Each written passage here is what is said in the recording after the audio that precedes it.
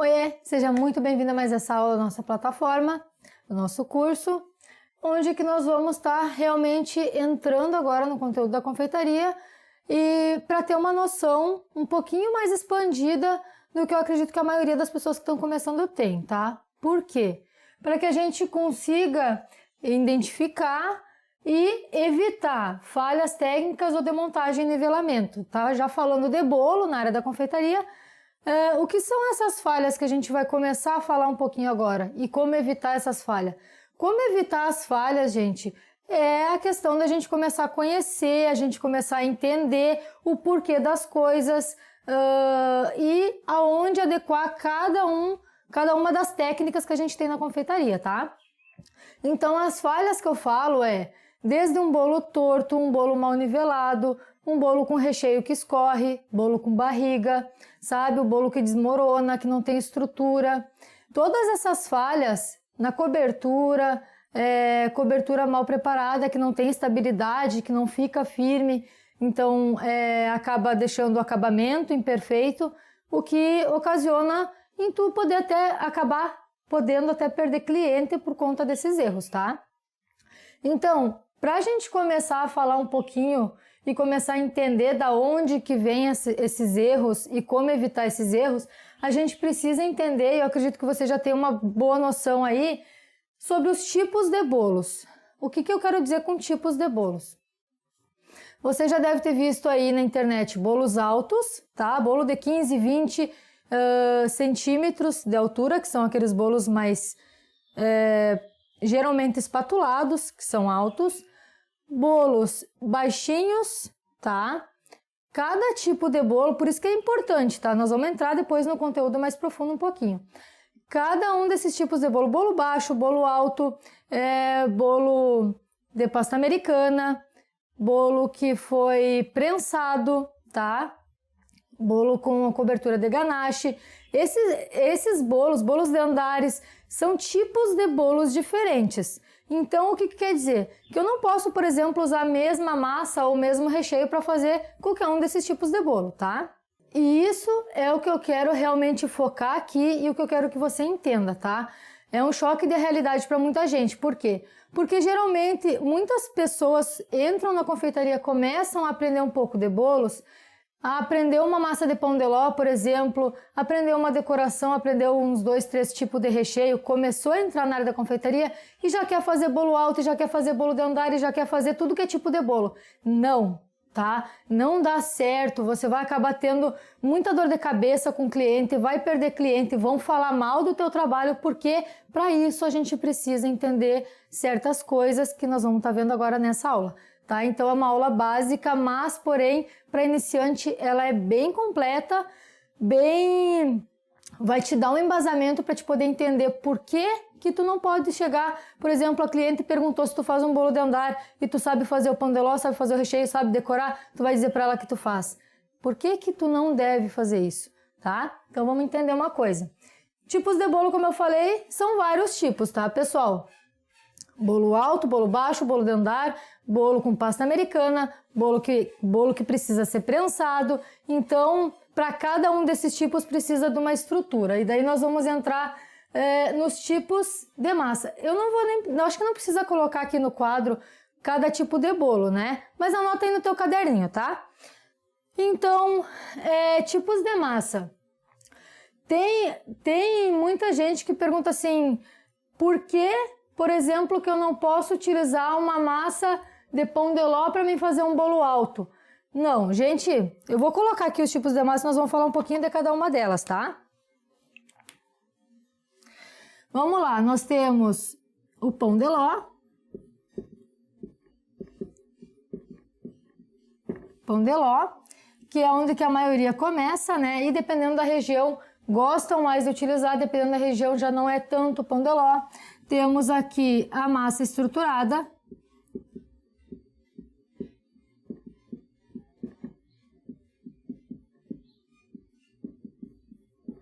E nós temos também a massa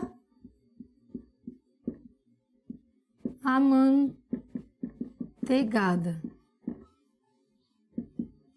O que é mais comum lá pra cima. Eu moro no Rio Grande do Sul, tá? Eu digo mais pra cima, tipo São Paulo, Rio de Janeiro, lá pra cima, tá? Mas aqui na minha região a mais comum é essa daqui, ok? Então vai depender também do lugar onde que você mora. Bom, o que eu posso te dizer do pão de ló? O pão de ló, cada tipo de massa também tem um tipo de preparo, um método de preparo, tá? Método de preparo. O pão de ló, por exemplo, ele precisa do método espumoso. E por que ele precisa do método espumoso? Porque o pão de ló, genuinamente, ele não vai fermento químico, tá? Como assim? Como é que ele cresce?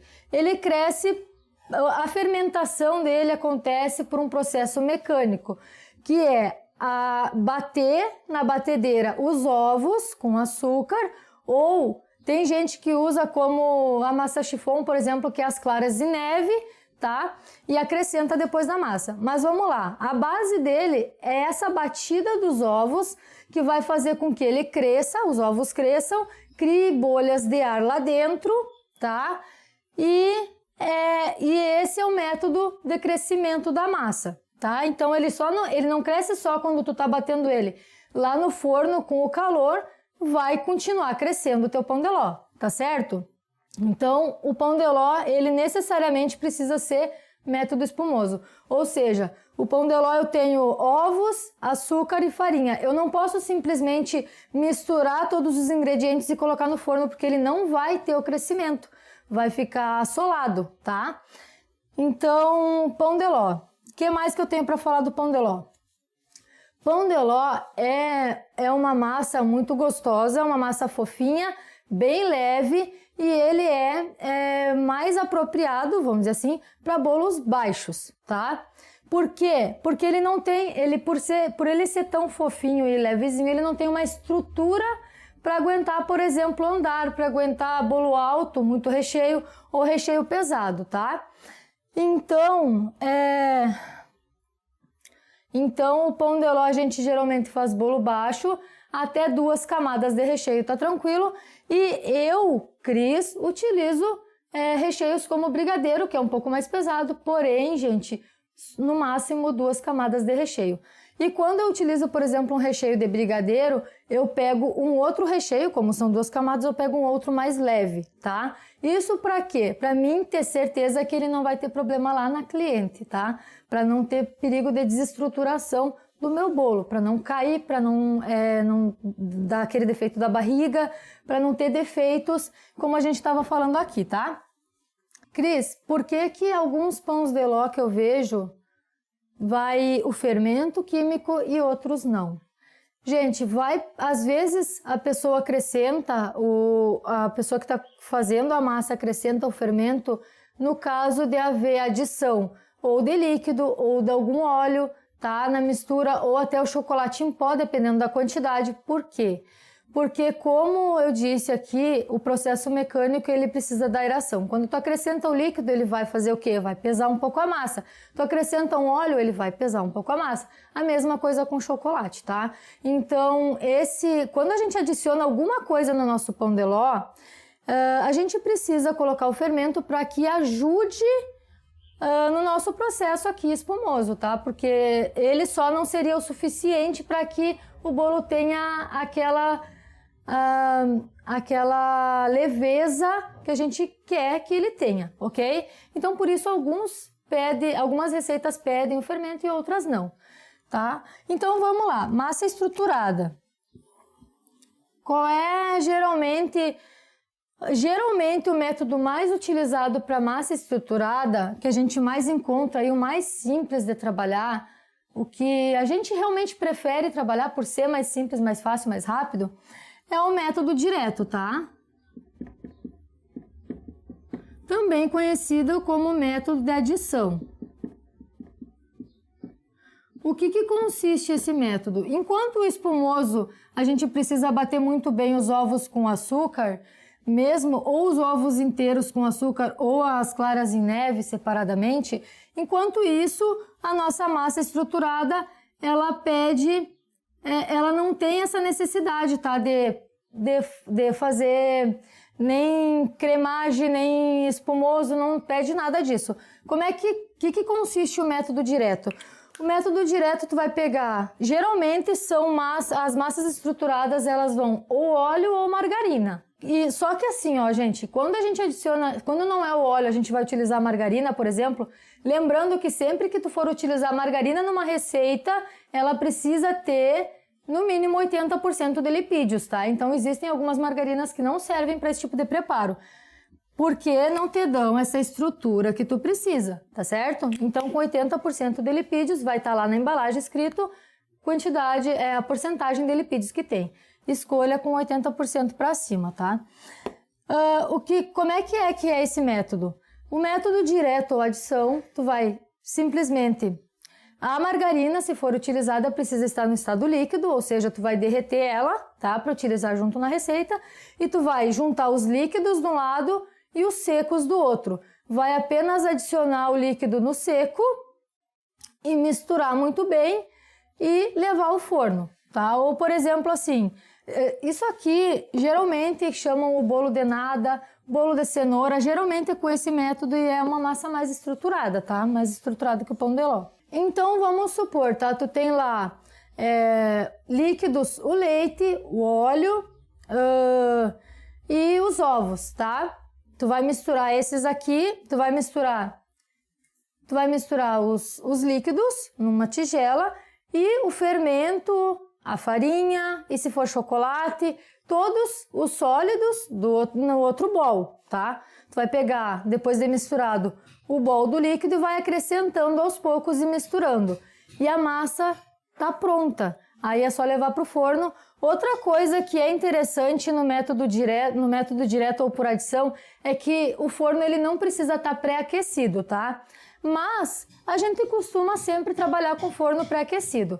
Só que no método direto a gente não precisa, não tem essa necessidade do forno estar pré-aquecido para poder entrar, tá? Nas receitas antigamente pedia, quando a gente adicionasse o fermento na massa, ele precisava ir logo pro forno, tá? Por quê? Porque tu adicionava o fermento e ele já começava a agir instantaneamente.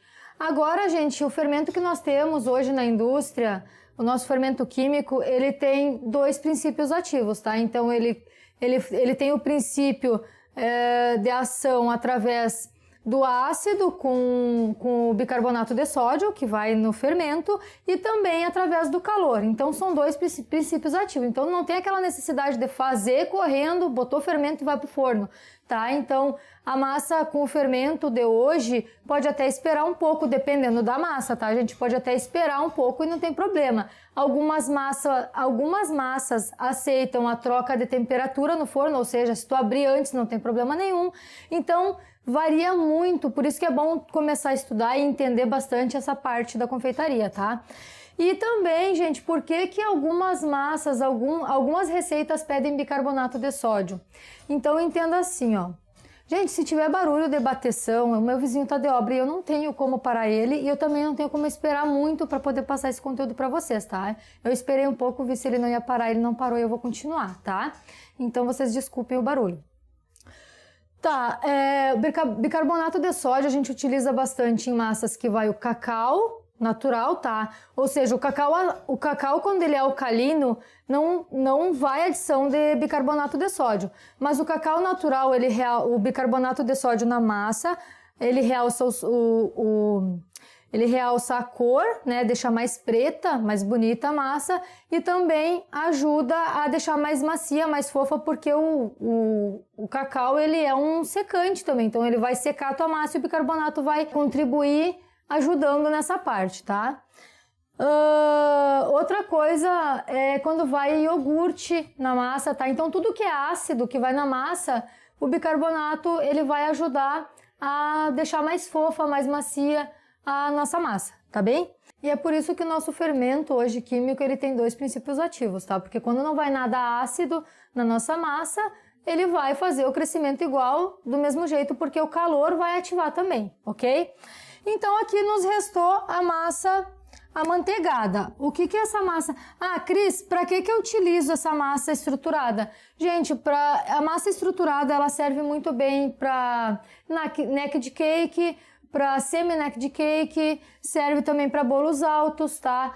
Tem muita gente que faz, dependendo da massa estruturada que tu vai utilizar, não tem problema nenhum de fazer bolo de andar também com ela, tá? Até 2 andares, dá tranquilo, dependendo da sua massa. Então, ela tem mais estrutura. Então, a palavra aqui, na diferença das massas, o que vai mudar, o principal que tu precisa entender é a questão da estrutura, ok? Então, vamos para nossa massa amanteigada, que geralmente é feita no método cremoso, tá? O que é o método cremoso? A cremagem que chamam, tá? Eu tô fazendo um bolo com método de cremagem. É bater a manteiga. Então, massa amanteigada não é margarina, gente. Massa amanteigada é feita com manteiga, tá? Manteiga extra, geralmente sem sal, vai depender da confeiteira, tá? Tem gente que usa com sal. E o sal, ele vai interferir mais no sabor, na questão do sabor, do que na estrutura, tá? Não vai interferir na estrutura da tua massa. A característica dela, entre todas essas aqui, é a mais estruturada. Mas ela também, ela não tem só o lado positivo dela. Então, entenda assim, vai depender do que tu vai querer fazer. A massa amanteigada, ela é muito boa, ela dá uma boa estruturação, ela é muito gostosa, porém, para bolos que fiquem em temperatura ambiente, tá? Então, entenda assim, se eu usar, por exemplo, um recheio de creme pâtisserie, que vai os ovos no recheio, que é aquele creme de confeiteiro que a gente conhece, que precisa estar na geladeira, por exemplo, se eu fizer com a massa amanteigada, eu não vou estar acertando a minha receita. Uma que a estrutura, por ela ser mais pesada, o meu creme pâtisserie nem poderia estar nela, porque imagine uma massa pesada com recheio mole no meio, o que vai acontecer? Vai achatar, tá? Então vai depender muito do que tu vai fazer. Então o bolo que é feito com a massa amanteigada, se tu tira da geladeira e come, ele não é bom, porque a manteiga, o que acontece dentro da geladeira, ela endurece. Esse bolo vai ficar duro, não vai ficar gostoso de comer. Ele precisa de pelo menos 2 horas em temperatura ambiente para tua cliente poder comer. Então, geralmente é feito aqueles bolos de buttercream, cobertura de buttercream, com recheios também que fiquem fora da geladeira, tá? Então, tem tudo isso que tu tem que entender antes de começar a utilizar. O que é o método cremoso? É tu pegar a manteiga que vai na tua massa e o teu açúcar e bater muito bem na batedeira, tá? Que vai virar um creme, de fato, tá? Vai esbranquiçar, vai dar um volume, vai ficar fofinho e vai virar um creme, tá? A manteiga com açúcar vai virar um creme, que é o que precisa. E esse processo nessa massa precisa acontecer, assim como o processo do método espumoso lá de bater muito bem no pão de ló precisa acontecer. Gente, vamos entender assim, ó. Só para me encerrar essa parte de massas, vamos colocar aqui, ó. Eu tenho uma massa, tá? E eu tenho uma massa, tá? Que é massa e massa. E essa massa, ela é firme, tá? É uma massa amanteigada, por exemplo, ela é firme e ela é pesada, tá? Mais pesada. O pão de ló é leve e ele é fofo, tá? A estruturada é um intermediário entre as duas. E a massa amanteigada, ela é bem rígida e bem firme, tá? E ela é pesada. Então, imagina que eu vou botar um recheio aqui mole. O que vai acontecer com o peso dessa massa? A massa vai baixar e o recheio vai começar a escorrer pelos lados. E daí vem o bolo com barriga, tá? Então, o recheio começa a vazar porque o peso da massa começa a recair sobre o recheio, tá? E o recheio não tem uma estrutura necessária, ok? Um mousse, por exemplo, um creme pâtisserie, tá? Então, vamos imaginar aqui que eu tenho massa fofa, recheio firme e pesado, um brigadeiro, por exemplo, tá? Aqui a massa fofa e aqui o recheio de novo e a massa fofa, tá? Então, o recheio, ele é mais pesado e o recheio, ele é mais denso, tá? E a minha massa é muito fofa. Quando o peso começa a recair aqui, o que vai acontecer com a minha última massa? Ela vai achatar, tá? A minha massa vai achatar, vai dar defeito, vai ter quebra, desestrutura o bolo. Então, entenda assim, massa leve, recheio leve, massa pesada, recheio pesado, tá? Isso é praticamente uma regra. É claro que no pão de ló a gente consegue usar um recheio mais pesado, até porque se vão fazer um bolo só com recheio leve não fica tão gostoso. Então dá, só que tu tem que intercalar, tem que saber utilizar e tem que fazer muito bem feito, porque o pão de ló bem estruturado, ele é um pão de ló que aguenta bem, tá? Então não vamos ter o preconceito com o pão de ló. Na verdade, aqui na região que eu vivo, que eu moro, é o que mais vende, é o que mais sai, é o que mais pedem, para ele ser bem gostoso, tá? Então, assim como não dá para ter o preconceito com a massa amanteigada por não poder comer ele gelado. Aqui eu vou encerrar sobre massas, mas nós vamos continuar falando, essa aula vai se estender um pouco para outra, tá? E a gente vai continuar. Um beijo e a gente já se vê. Eu vou limpar o quadro e eu vou reformular o que vamos passar para vocês. Um grande beijo, até a próxima aula.